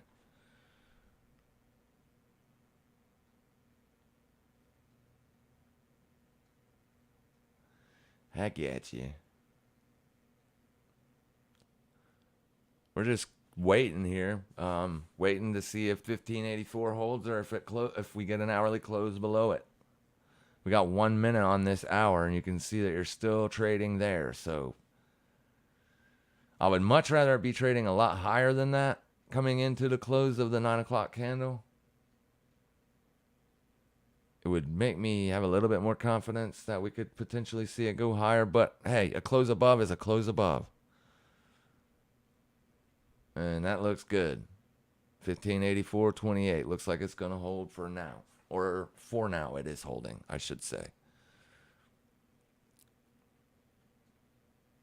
Thanks, J. Cola. It's a joke. Yeah, I was completely lost there.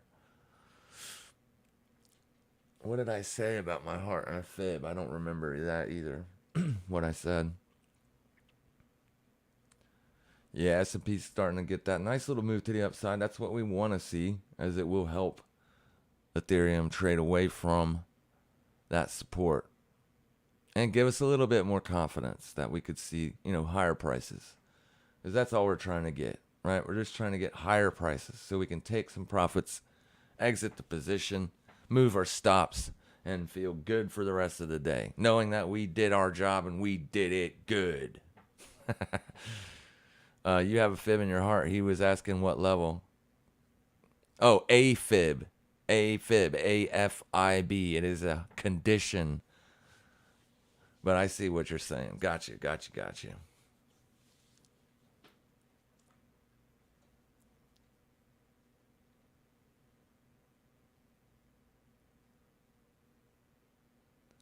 Nice. Getting that push to the upside. It's not a pump, but it's a push.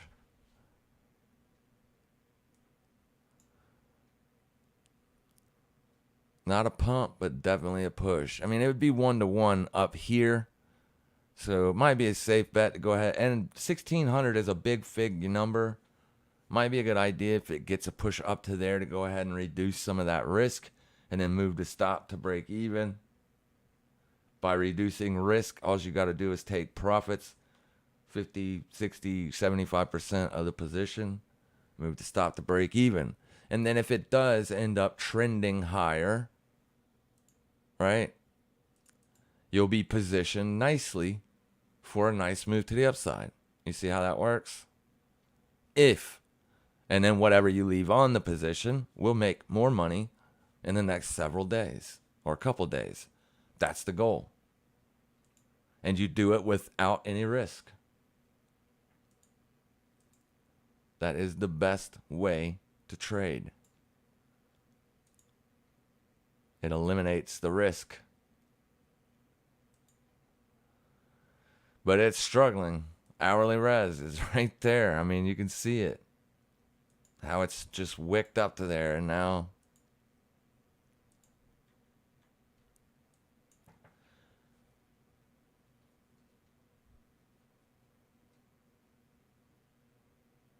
$10.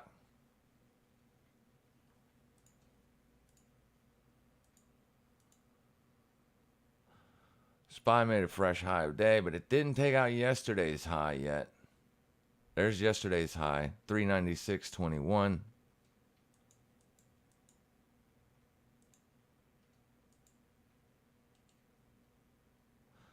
$396.21 is just the previous yesterday's high. Yesterday's low is still intact. So there's yesterday's low.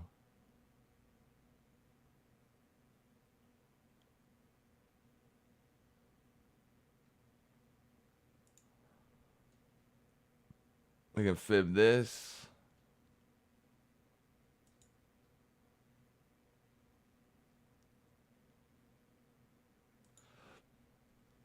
Traded down into that. That's not it.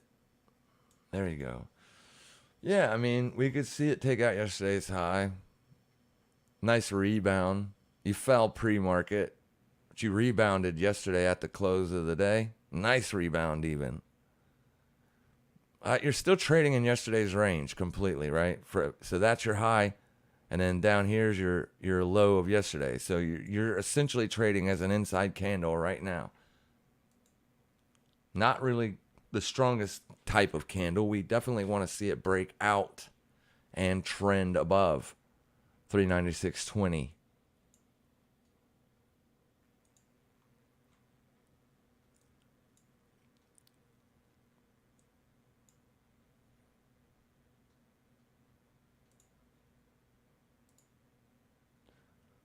Hourly support. That's all right. That's all right. We'll see if it can break it here in a minute. Just give it some time. Heath, could you look at ETC, please? Yeah. Tesla TA. Yep. All right. Let's go look at Ethereum Classic first while we're just sitting here waiting. I do have it pulled up on the other monitor, so it's all good. ETC USD.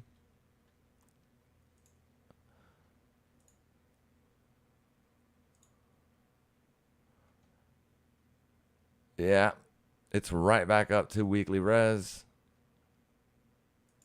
and above supply. You closed last week above supply, so that supply zone is no longer relevant.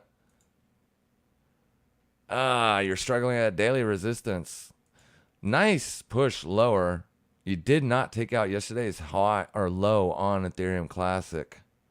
Yesterday's low is still intact. Yesterday's high is still intact. You're trading inside yesterday's range. Oh, man. What would I say to do on this? Well, the bullish entry on this would have been daily support, right? You got to be consistent in the way you take your entries. That is daily support. That would have been the trade to take on Ethereum Classic. And it would have been right after the new daily range expansion. So this thing opens at 2000 hours. That's when you get a new daily candle. You trade it down, you set in the low of day, then you trade it higher. But the low of day was support, was daily support from this over here. So that would have been the place for long entries. Short entries, the place for short entries, 39.67. That's daily res. Right there. You actually have a new lower daily res. Nope, that candle closed above it. So this is still resistance. So if you think it's going to go lower, you can look for short entries right there, 39.67.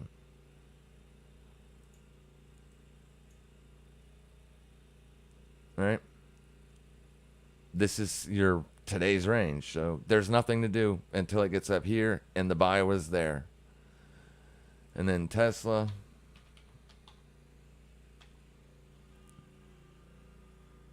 Tesla's looking good.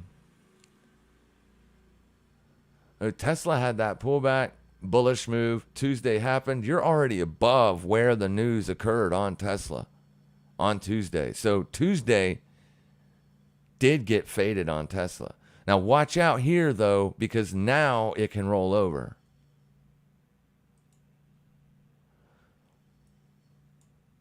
Now it can roll over. Would I take the short? Absolutely not. But if I was going to short Tesla, 307 would be where I would do it. Expecting this to just be a stop run and then lower prices. But typically when you do this and then you fade the move, it's not necessarily that bearish. It's more bullish than bearish. So maybe you can look for bullish entries around intraday support. But I don't know if you're going to get back down there today. That's a $7 move. There's really nothing to do on Tesla. Pepe just came in and he meowed several times. Did you hear him? It's because the mower guy is out there messing around. My cat is a scaredy cat. Oh, I'm not liking the fact that we can't get anything going here. See how it's like slowly rolling over right before yesterday's high? We can get a pullback on it, but I don't want to see a 5-minute close under 393. If we do get that, then I think this is going to be the daily high on the SPY. And the closer to 11 it gets, the more probable that that's going to be. See, like there's the breakout. 5, 10, 15, 20 minutes later, you're coming right back into it. It's not looking that bullish. It looks like it wants to roll over.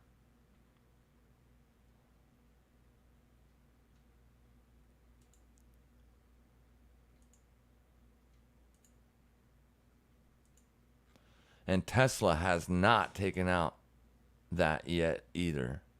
You did take out yesterday's high on Tesla, though.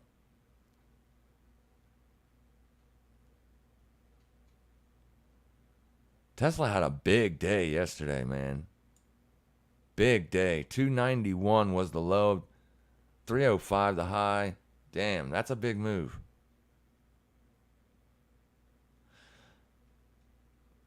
They split this thing again. When did they split it again?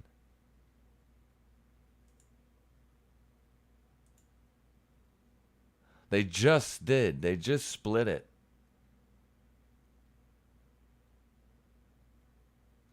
Yep, they split it right there on the 25th. Again. And that is a pretty good size split. So now Tesla's cheap enough for the average everyday investor to own a share. Nice. And thank you, Mr. John, for saying glad you're back. There's what you're trying to get above. You've already taken out yesterday's high. So if you failure to get any kind of bullish momentum above this, you're probably going to be looking for a pullback today.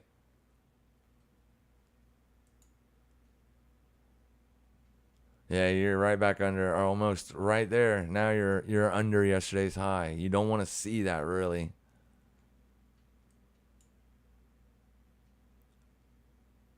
That means people are selling it, right?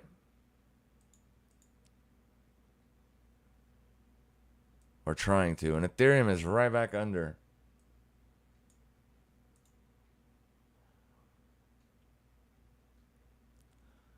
All right, so now, I mean, if I was probably looking for short entries, it could be possible.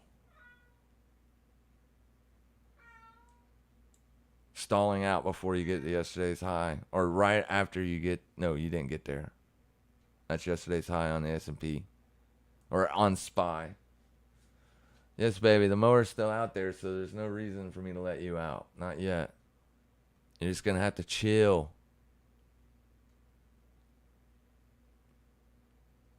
And since that support on the hourly time frame was set in on Ethereum at 6 a.m. Eastern Standard Time, it's 10 o'clock and you're still screwing around with that price. It needs to get away from it, and it needs to get away from it soon. Otherwise, you just got to look at it as the sell side is very aggressive today. Point of control is right there.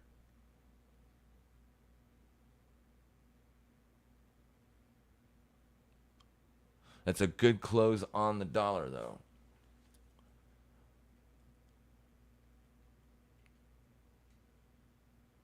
But you got a whole nother hour. So we're kind of seeing here what's going to... There goes Tesla. Good job. Good job.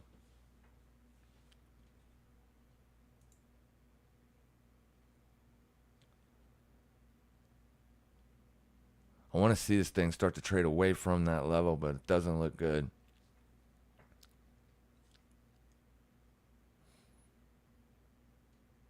What happened? Did Tesla have any good news or something the last couple days? Because like I said, it has completely faded CPI news.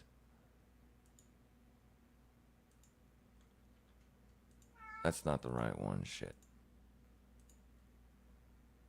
Completely faded the CPI news.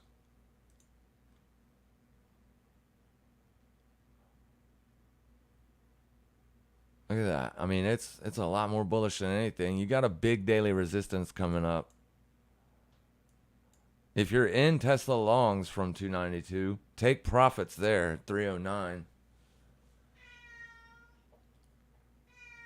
What, baby? I can't do nothing about the mower.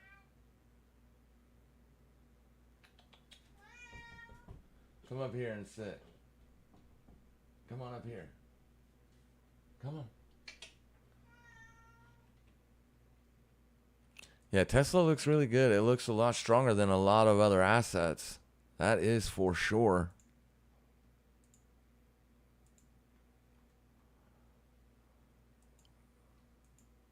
Ethereum right back under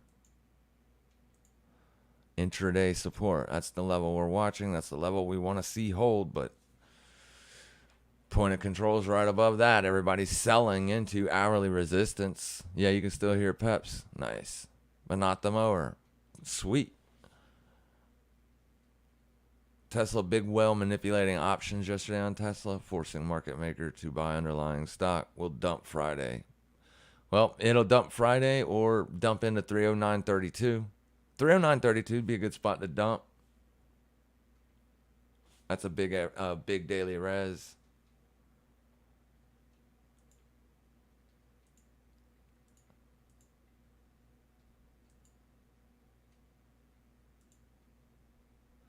Well above weekly resistance, though. Yeah, I mean, it looks good.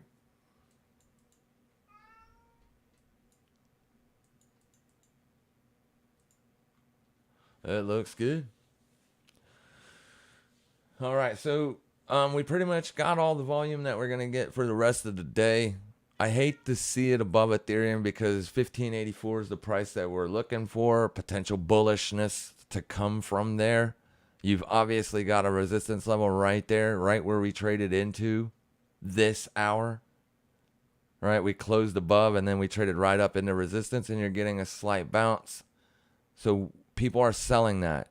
Yellow means selling. Blue means buying. You can see a lot of selling taking place right there. So An hourly close under this line invalidates the trade. Invalidates it. A nice hourly close above, let's call it 1592, looks better, right? Much better. So there's really not a whole lot else to say or do because everything else has already been discussed and talked about. If you do have a ticker and you want me to look at it, go ahead and drop it in the chat and I'll go look at it. But we are going to wrap up pretty soon since there's really nothing else we can do. We're just waiting to see if this area holds a support. If it does, we'll probably take profits at $1,600 just so that way we can get our risk out of the market. And then whatever happens, happens, right? We can rest assured that we've done our jobs as risk managers for the day.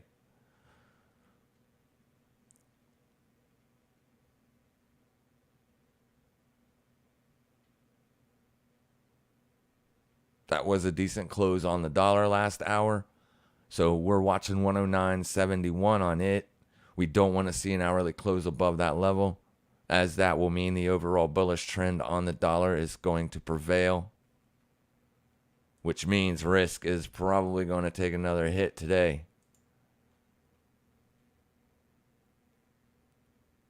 I mean, the dollar pulled right back. If you fib from this swing low down here to the current swing high, you pulled right into the 50% retracement of that correction and boom, right? So the overall trend on the dollar is up. The near-term trend on the dollar is up. It's struggling at resistance. Look at Tesla just pushing, baby, pushing.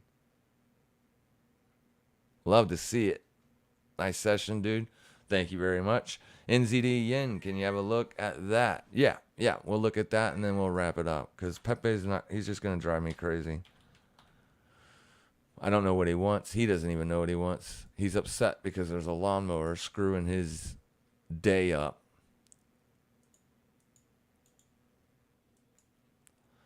All right, so New Zealand yen, once again, New Zealand's been weak lately, but the yen is the weakest currency that we have and has been since the bear market started, right? The yen got absolutely decimated, which is typically not what you see, right? Typically, the yen is a risk-on asset or risk-off asset. So, you know, whenever you have risk taking a hit, the yen usually gets a bounce, but it didn't happen this year. So, yeah, that's the only reason you're trading up. But as far as the weakness, if you go look at NZD versus anything else, well, here, let's go look at NZD, the currency future itself. Right here, you can see it is extraordinarily weak, right? So if the yen strengthens up, I like New Zealand yen for a short. But it has to strengthen. The yen has to strengthen, and you need to keep that weakness, the underlying weakness on NZD. This could be a good short. I don't know why it's rejecting there. I mean, it's just a wick. Yeah, I mean, you did push. You got the sell-off. So you're trading right into intraday supply here. So watch 86,191. As long as you're not closing hourly candles above 86,191, you could see further downside on this asset. If you get an hourly close above that, then you're going to have to wait for a daily level. At least yesterday's open, but preferably looking for shorts would be better up here, 87,058. Up there would be a better spot to look for that short. Weekly open is up there as well. You see what I'm saying? This would be the better place to look for potential short entries. You're probably bouncing because you just broke out of weekly res last week. This week, you push down to the weekly open. You're getting a bounce. So if you short it based on what I just said, based on hourly closures around and at hourly intraday support, your target is going to be right there, 85,922, or at the very lowest there. That's last week's open. But if we're going to see continued downside, based on Tuesday's news, then this looks like a decent spot to look for those entries.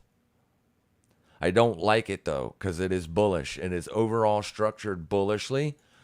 You're above the 50, which is typically where you're looking to be a buyer. Not at the 50 here, but you want this to come in around the 50 at the same place as a big level. And we have a big level here. You got daily resistance right there. So boom, right? This doesn't look like a really big bounce though. So you could see more weakness. But you are trying to short an asset that is inherently strong, or that is structured still strong, trending up is what I mean. But yeah, watch 86,191. Hourly closes above that. You leave it alone. You wait for 87,058. You guys have a fantastic day. If you have any other questions, you can drop them down in the comment section. As I do go over every single one of them, I will answer them. And other than that, we will see you again Thursday morning, 8 o'clock Eastern Standard Time. What is today? Oh, today is Thursday, ain't it? Never mind. We will see you Tuesday morning, Eastern Standard Time. Thank you all for being here. You guys have a fantastic day. Make sure you trade safe. Make sure you trade smart. And as always, happy trading, everybody.